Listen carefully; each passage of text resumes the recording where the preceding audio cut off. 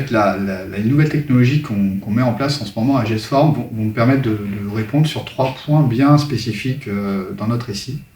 Premier point, c'est renforcer la sécurité.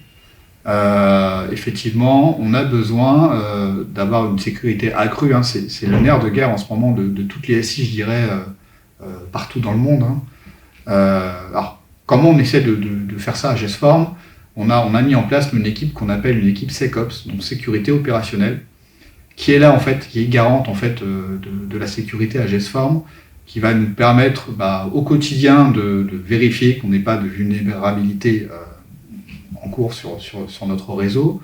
Et ensuite, elle va essayer surtout d'anticiper des potentielles failles de sécurité. Et là, on travaille en amont avec notre RSSI pour essayer de définir des plans d'action pour essayer d'anticiper au maximum les choses. Deuxième point, là on est plutôt sur de la robustesse au niveau de nos technos. On essaye effectivement d'utiliser des technologies qui nous permettent de garantir une certaine tolérance aux pannes et d'avoir une continuité de service. Je prends un exemple, j'ai été moi très fortement impressionné il y a quelques années par le PDG de Netflix qui, quand il passait dans ces salles du data center, s'amusait à débrancher un par un des serveurs pour voir si les services qu'il proposait continuaient à être opérationnels. Pour moi, c'était quelque chose qui était complètement irréalisable dans des entreprises, je dirais, beaucoup plus petites comme la nôtre. Maintenant, je peux dire que c'est faisable avec les technologies qu'on est en train d'employer et GESForm est en train de mettre en place ces technologies. Donc on va bientôt, nous aussi, pouvoir s'amuser à débrancher des serveurs, je dirais. Et on pourra avoir une quantité de services à ce niveau-là. Dernier point, c'est la souplesse au niveau de notre technologie. On est en train de proposer des services ultra portables, c'est-à-dire qu'on essaye de segmenter les fonctionnalités qu'un programme fait. Donc on passe sur du microservice. Donc chaque service ne fait qu'une seule fonctionnalité. Je prends un exemple, ça peut être par exemple scanner un document, découper un document, signer un document. Voilà.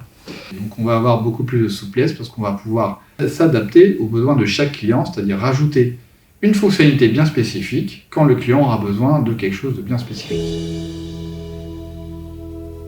Ce qu'on a fait, nous, c'est qu'on a créé ce qu'on appelle l'usine numérique au sein de notre processus. Donc, l'usine numérique, c'est quoi ? En gros, on industrialise les développements. Première chose, c'est qu'on va commencer à rajouter des règles au niveau de la manière de coder. Ces règles-là, en fait, on va les tester d'une manière automatique.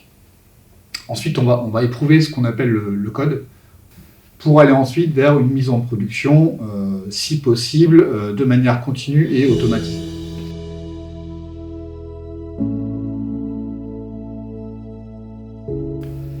Premier message que je dirais, c'est on essaie d'être le plus transparent possible avec nos clients et nos partenaires. Le but en fait de cette transparence, c'est d'instaurer un climat de confiance entre nous et eux.